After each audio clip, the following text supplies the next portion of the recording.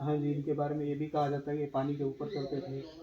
देखो मैं बताया ना कि पानी के ऊपर चलना, आकाश मार्ग से प्रस्थान करना, ये सब योगी के लिए दुर्लभ चीज़ नहीं होती है। जो शरीरांतर संचारी वायु प्राण है, जिसको प्राण वायु पर विजय प्राप्त हो जाती है मिलना, उसके लिए यह आकाशगामी होना, जल पर चलना, अदृश्य होना, दृश्य होना, उसके लिए कोई बड़ी बात नहीं है बेटा। वो तो जब ईश्वर की कृपा हो जाती है तो सामान्य उसके लिए सब है।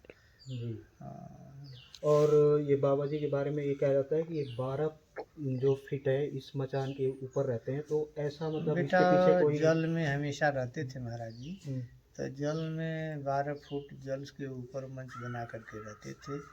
ये हमेशा गंगा जमुना काशी अयोध्या मथुरा जहाँ भी रहते थे तो जल में मंच पर बना करके मंच पर ही रहते थे। ये नहीं है कि देवरिया में रहते थे।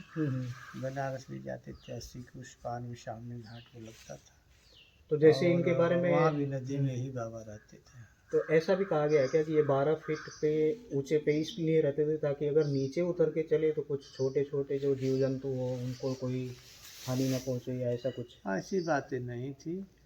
धनु परमात्म पर्यंतम, महाराज जी से कोई क्वेश्चन किया तो बोले बच्चा, हाँ संत महात्मा की लीलाएं अलग हैं। धनु प्रमाण पर्यंतम मतलब शरीर धरती से काना 6 अंगुल, अरे 6 हाथ 8 हाथ 10 हाथ ऊंचाई पर संत महात्मा लोग रहते हैं अपना कुटिया बना के। कोई इसमें इनकी रहन सहन अलग थी और क्या रहस्य था उस रहस्य को हम नहीं वर्णन कर पाऊँगा।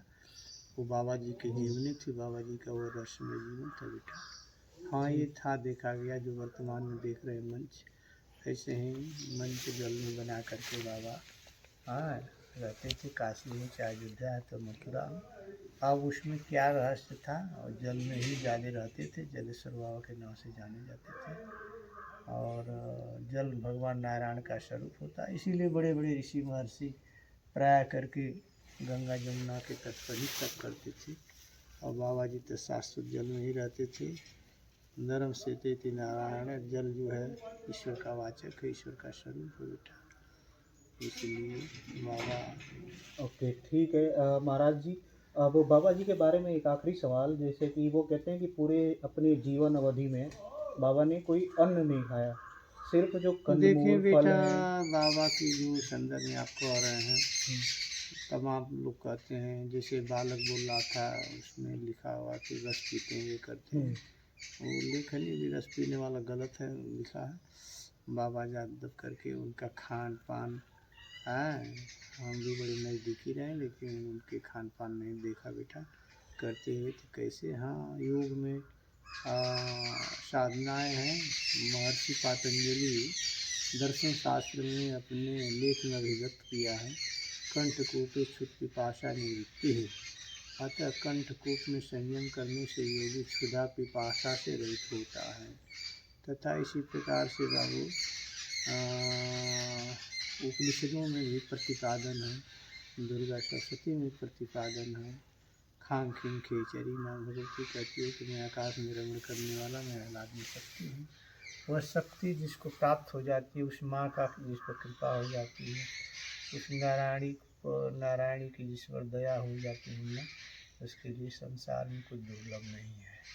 इसलिए उसकी महत्ता प्रतिपादन करते उपनिषदों में प्रतिपादन है। न रोगो मरणम चंद्रा न निद्रा न शुद्धा तृषा न च मूर्छा भवे तस्य यो मुद्रा वेत्ति खेचरी।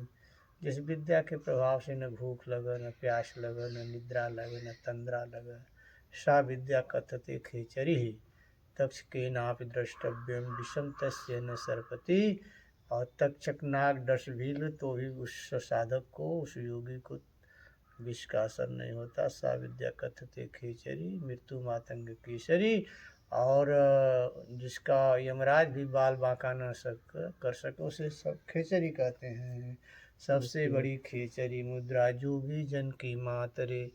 इसलिए जिस विद्या के प्रभाव से सनक सनंदन सनकादिक वशिष्ठ विश्वामित्र महाराज गोरख भर्तृ वशिष्ठ विश्वामित्र भारत के चिरंजीवी महापुरुष लोग हुए, और विद्या पूज्य श्री देवराव के भी सिद्ध थी बेटा, इसलिए उनके बारे में संसारी मनुष्य के तर्क और मन बुद्धि से परे हैं देवराव बाबा। इसलिए उनके बारे में जो आप कह रहे हैं खान पान के बारे में, तो अपनी साधना के बल पर वो रहते थे। और हमने तो बड़ा नज़दीकी रहा बेटा, लेकिन कभी खाते पीते नहीं देखा बेटा उनके क्रियाकलाप को, तो क्या तुमसे बताएंगे बाबा क्या खाते थे। ठीक है जी, धन्यवाद बाबा जी। जय हो देवराव बाबा। बाबा जी अयोध्या तो आपका भी निमंत्रण आया था, आप तो गए थे? जरूर गए थे।